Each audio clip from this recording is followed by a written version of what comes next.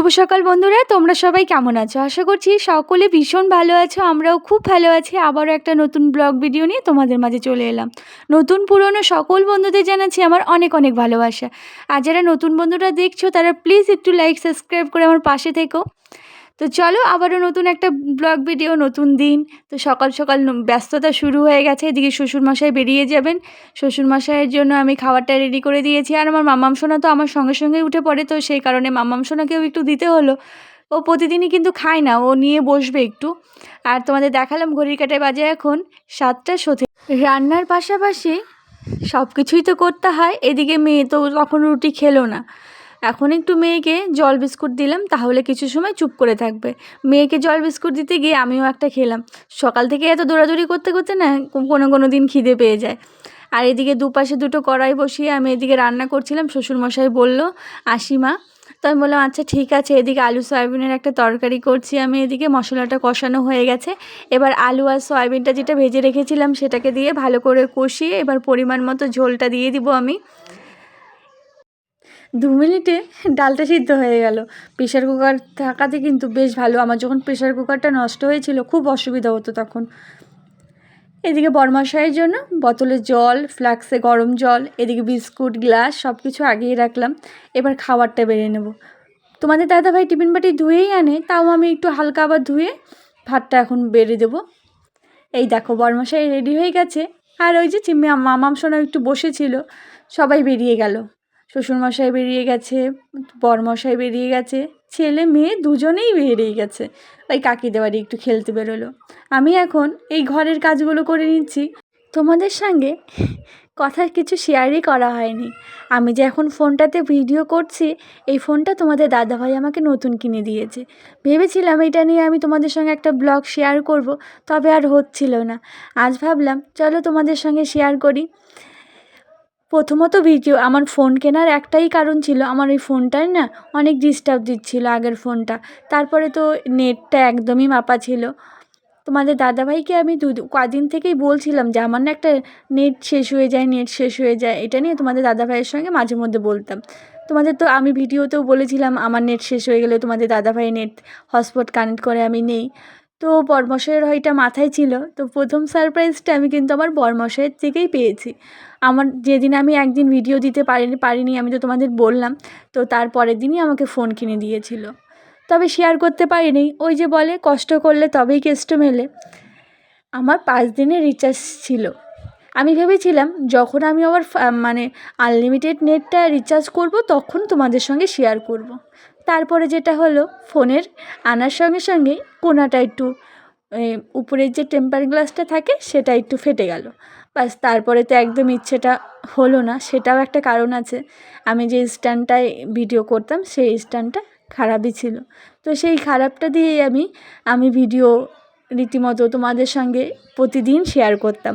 তোমাদের আজ সবটাই দেখাবো। প্লিজ আজকে ভিডিওটা কেউ স্কিপ করে দেখো না, তাহলে তোমরা অনেক কিছু মিস করবে। যাবো, হ্যাঁ। শ্বশুরমশাই চলে এসেছিল, ওনাকে খেতে দিয়ে কি লাগবে, তো সে বললো আর কিছু লাগবে না। তো আমিও চলে এলাম। জামাকাপড়গুলো সব সার্ফে জলে ভিজিয়ে রেখেছিলাম, সেগুলোকে একে একে এই যে এখন সব কেচে ভালো করে ধুয়ে এখন মেলে দিচ্ছি। আর শ্বশুরমশাই খাওয়া হয়ে গেছে, এখন একটু ঘরে বসলো। যখন শ্বশুরমশাইকে খেতে দিয়েছিলাম তখন মাম্মাম সোনাকেও একটু খাইয়ে নিলাম। সকালে মাম্মাম সোনা আজ ভাত খায়নি, ঘুমিয়ে পড়েছিল। তো আজ সকালে ঘুম থেকে ওঠে মাঝে মধ্যে না ওই 10টা, 10:30টার দিকে একটু ঘুমিয়ে পড়ে। আর যেদিন ওই টাইমটা ঘুমাবে না সেদিন একটু দুপুরে ঘুমায়। আজ তো ঘুমিয়েছিল, আজকে আর দুপুরে ঘুমাবে না, ও দিনে একবারই ঘুমায়। সমস্ত জামাকাপড় তো মেলে দিয়ে এসে এবার বাথরুমটা ভালো করে ধুয়ে নিচ্ছি। আর এই যে শ্বশুরমশাই এখন বেরিয়ে যাচ্ছে। আর ওই যে দাদুর কাছে বায়না তো শেষ নেই এদের। আমি আবার আমার স্নানের জলটা বাথরুমে রেখে দিচ্ছি। আজকে 2 ভাই বোনের একজনেরও স্নান হয়নি, একটু দেরি করেই করাবো। আর এই যে শ্বশুরমশাই যে খেয়ে গেলেন সেই থালটা আছে, সেই থালটাও আমি এখন বের করে ধুয়ে নেব। কারণ তখন ওই জামাকাপড় কাচতে বসলাম, তো আমি ভাবলাম থাক একটা থালাই তো আছে, পরে ওটা এগুলো মেলে দিয়ে পরে আমি ধুয়ে নেব। একসঙ্গে আজ আমি অনেকগুলো সারপ্রাইজ পেয়েছি। তোমাদের সবটাই বলবো। আজকের ব্লগটা কেউ প্লিজ স্কিপ করে দেখো না, তাহলে অনেক কিছু মিস করবে। সত্যি অনেক দিন থেকে আমি ভাবছিলাম ভিডিওটা করব, তো সেটাও করা হচ্ছিল না। আর আজকেও আমি একটা বড় সারপ্রাইজ পেলাম। তো কার কাছ থেকে পেলাম, দুটো সারপ্রাইজ তো বললাম, তো কে কে দিয়েছে আজ তোমাদের আমি সবটাই বলবো। যেই না স্নান করাবো কুলপি এসেছে, বা কুলপি নিয়ে চলে এলো। মাত্র লাগছে, তখন ভাত খাবো। এখন ঘড়ির কাঁটায় বাজে, বোঝা যাচ্ছে না। তো ভাত খেয়ে নেবো এখন। বাইরে প্রচুর রোদ উঠছে, প্রচুর বাসনগুলো সরাতে হবে, বাসনগুলো সব জল ঝরে গেছে, সেই বাসনগুলো আমি সরিয়ে রাখবো। জুম করে দেখাচ্ছি তোমাদের, এটা কি বলো তো, এটা হচ্ছে ড্রাইক। এখানে অনেক ঘুরে বেড়ায় জানো তো, অনেক মানে অনেক প্রচুর পরিমাণে। আমাদের পিছনে এখানে যেহেতু জঙ্গলটা আছে, জঙ্গলটায় অনেক ঘুরে বেড়ায়। ওই দেখো উড়ে চলে গেল। বাজে কিন্তু এখন 5টা। তো আমি এই যে ঘাস উঠাচ্ছি বসে বসে, দেখাচ্ছি। ওই দেখো অনেক তো এপাশে ঘাস হয়ে গেছে। এখন থেকে যদি অল্প অল্প করে না ওঠানো হয়, মানে আর কিছুদিন পরে একদম পুরো ভরে যাবে। তাহলে আমার আবার খাটনিটা বেশি হবে। তো সেই কারণে অল্প অল্প করে উঠানো শুরু করলাম। আর বেশি এই পাশটা ঘাস হয়ে গেলে না একদম ভালো লাগে না। তো এই যে আজকে একটু সময় পেয়েছি, প্রতিদিন আজ থেকে ভাবছি যে প্রতিদিন অল্প অল্প করে এই সময়টা আমি ঘাসগুলো উঠে উঠে একদম পরিষ্কার করবো। দেখো অনেকটা কিন্তু উঠিয়েছে, অনেকগুলো উঠিয়েছে। এপাশেরগুলো আজকে হাফ পরিষ্কার করব, কালকে হাফ করব, তাহলেই হয়ে যাবে। বসে পড়লাম ঘাস ওঠাতে, হাফ উঠিয়েও ফেলেছি। এবার চলো বাকি যা আছে, মানে টার্গেট রেখেছি যে আজকে হাফ করব, কালকে হাফ করব। মানে টার্গেট আছে 2 দিনের। তবে চলো দেখা যাক কদিনে করতে পারি। বহুদিনের কষ্টের অবসান ঘটলো আজ। তো দেখাবো আস্তে আস্তে, সবটাই দেখাবো। তো আমিও জানতাম না, আমারও অজানা ছিল। আর বাইরে না হালকা ঝিরিঝিরি বৃষ্টি হচ্ছিলো, মনে হচ্ছিলো আবারও বৃষ্টি হবে। তো তার আগে আমি তাড়াতাড়ি করছিলাম। আর এদিকে বাবু আর মাম্মাম সোনা গেল একটু রাস্তার দিকে, ওই একটা ছোট ভাইয়ের সঙ্গে খেলছে মাম্মাম সোনা। আমি বারবার আবার খোঁজ নিচ্ছিলাম, আমি 2বার গিয়ে দেখে আসলাম, দেখলাম খেলছে। তো সেই কারণে আমি কাজ করছিলাম। তো যাই হোক, একজন যদি বাড়ির না থাকে না, মানে যতই যাই হোক বাচ্চাদের কারো কাছে ছাড়তেও যেন কেমন লাগে, মনে হচ্ছে মনটা ওখানেই পড়ে থাকে।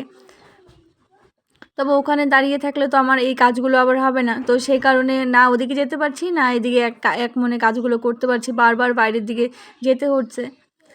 আর অনেকটা উঠিয়ে ফেলেছি কিন্তু, অনেক বড় বড় ঘাস। তবে এখনও মাটিটা শক্ত হয়নি, একটু টান দিলেই উঠে যাচ্ছে।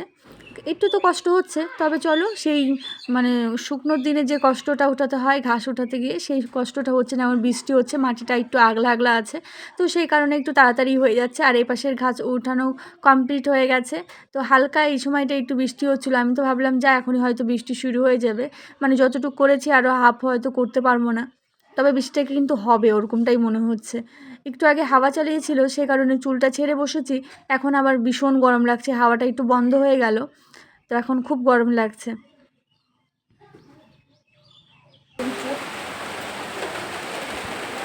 আর দেখো ওই যে এই পাশটা উঠালাম, ওই কোনাটার থেকে এই যে ওই কোনাটা, এই লাইনটা হয়নি, বৃষ্টি শুরু হয়ে গেল।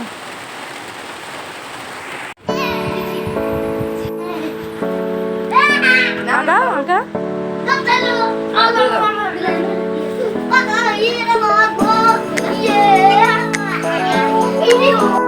তোমাদের একটু আগে বলছিলাম না, কষ্টের অবসান হলো। অনেক আমার যে স্ট্যান্ডটা আগে ছিল সেটা ভেঙে গেছে।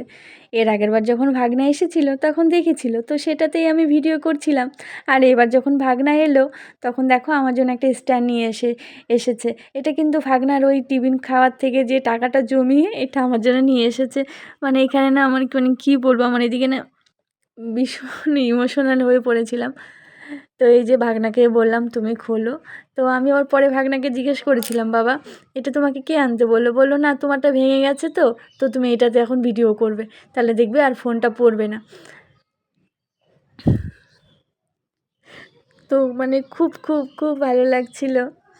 আর এই যে আমরা 2 বোন, দিদি আর আমি, আর বাইরে হচ্ছে বৃষ্টি। দিদি চলে যাবে, দিদি এখন আমাদের বাবার বাড়ি যাবে। আর আমাদের বাড়ির থেকে বাবার বাড়ির দূরত্ব খুব একটা না, ওই আধা ঘন্টা দূরত্ব। তো দিদি ওখানেই থাকবে, আর বড় ভাগনা আমার কাছে থাক। আমি বড় ভাগনাকে রাখলাম, আর ছোটো ভাগনা এই যে ছোটো ভাগনা যাবে এখন দিদির সঙ্গে। আর ওই যে আমি যে আমসত্ত্ব বানিয়েছিলাম সেটাই অল্প করে দিলাম, খাচ্ছে। ওই একটা পেঁয়াজে একটা দিবে রাখতে 3-4টা ফ্রিজে দিবা, সবটা ফ্রিজে দিবে রাখো তো। দাও বুড়ি দাও, খাবার রাখো।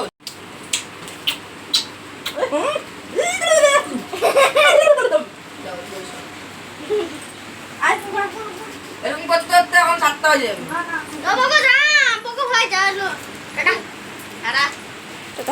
আসো আসো